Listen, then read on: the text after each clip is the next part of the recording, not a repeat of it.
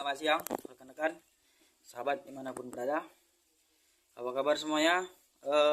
Pada kali ini kita mau berbagi informasi sedikit mengenai perbaikan terhadap aki yang posisi kepalanya ini ya, kepala akinya rusak ya, ini bagian negatifnya. Langkah yang harus kita lakukan saat ini adalah kita akan membuat kepala yang baru ya.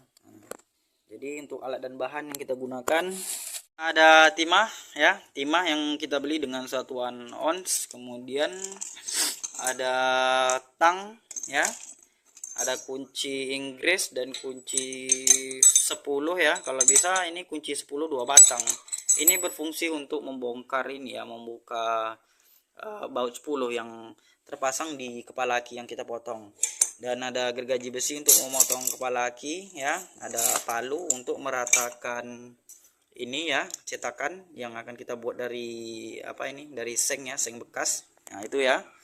Nah, kawat yang akan kita gunakan untuk mengikat ini ya, untuk ngepres cetakan ini ya, yang terbuat dari seng.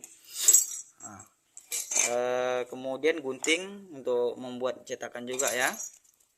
Kemudian obeng ya, baut cacing yang dimana kita gunakan ini untuk memasang pondasi ya, dan ini kita jadikan sebagai pondasi agar hasil coran kita itu lengket ya di sini ya, seperti ini ya.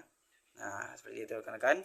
Oke, untuk tahap pengerjaannya itu pertama-tama kita melakukan pembersihan di bagian kepala baterai yang rusak itu dengan cara memotong ya bagian kepala baterai ini ya, kita potong.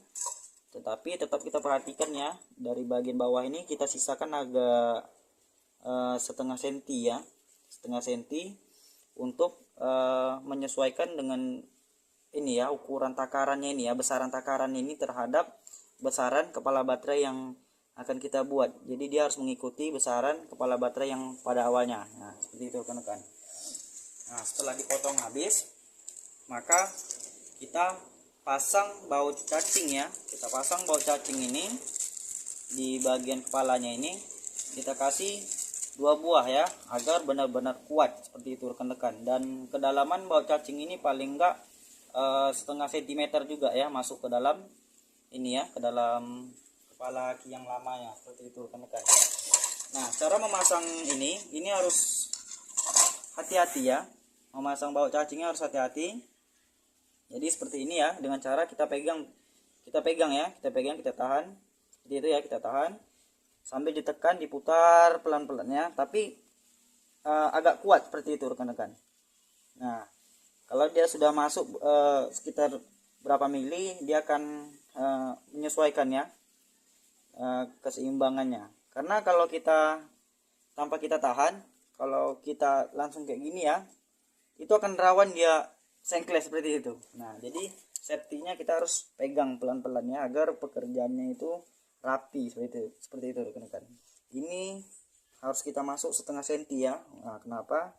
Karena pada saat kita pemotongan itu tidak goyang, nah, tidak sengkleh dia, tidak oglek.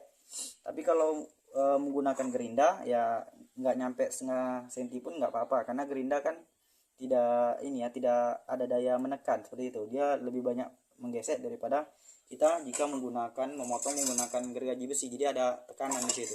Selanjutnya kita potong ya menggunakan gergaji besi ya, agar sama tinggi dengan pondasi yang pertama kita buat, seperti itu rekan-rekan.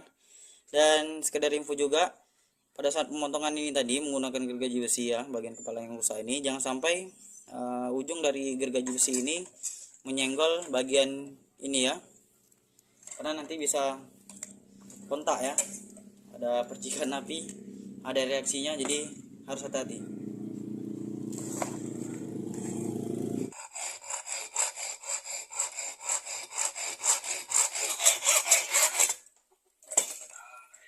Oke, sudah putus ya, ini sudah putus. Nah, saatnya kita bersihkan ya, jadi tinggal kita lakukan pengecoran.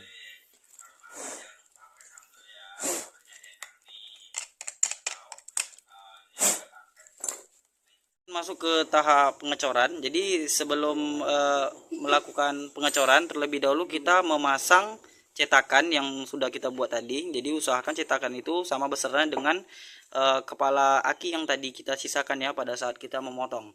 Jadi agar ukurannya itu sama persis dengan kondisi sebelumnya. Jadi besaran diameternya sama seperti itu rekan-rekan. Dan jangan lupa diberi safety juga ya menggunakan tanah agar untuk memastikan keselamatan kerja ya.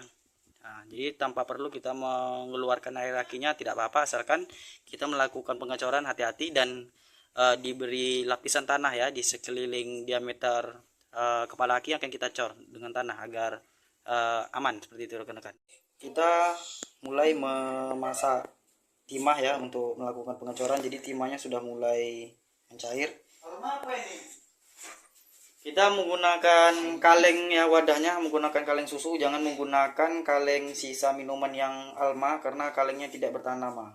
Jadi kita harus menggunakan kaleng susu. Jadi nanti begitu saja dia sudah cair semua, panas ya, langsung kita tuang ke dalam ini ya guys. Oke. Rekan, jadi begini penampakannya setelah kita melakukan penuangan hasil coran kita ya, timah yang kita masak tadi begitu cair langsung kita tuang ke dalam cetakan ya. Nah, jadi seperti ini penampakannya, cuman tadi tidak sempat kita perlihatkan kita menuang ya. Nah, yang penting dia kalau udah cair, udah panas ya, langsung kita segera tuang ya, karena dia cepat ini ya, cepat membeku.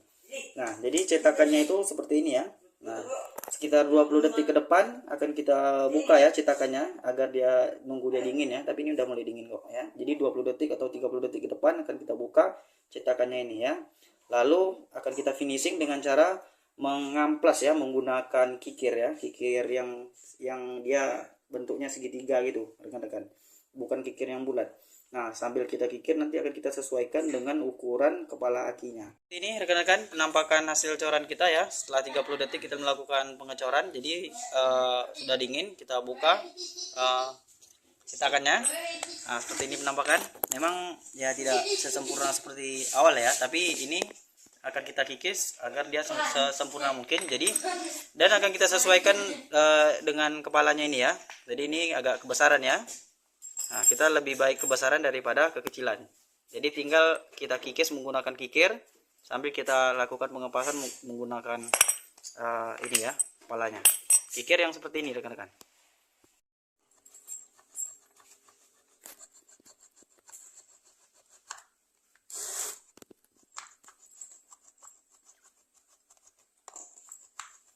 Jadi sudah selesai ya proses pengikisannya menggunakan kikir. Jadi tinggal kita bersihkan aja lagi ini ya hasil kikisan itu ya, serbu-serbunya itu dibersihkan, hati-hati jangan sampai kena mata. Jadi sudah selesai ya mengenai cara perbaikan kepala baterai. Semoga video ini bermanfaat bagi rekan-rekan dimanapun berada. Saya ucapkan terima kasih karena telah menonton. Mohon maaf apabila terdapat kesalahan dalam penyajian video maupun penyampaian. Oke, terima kasih.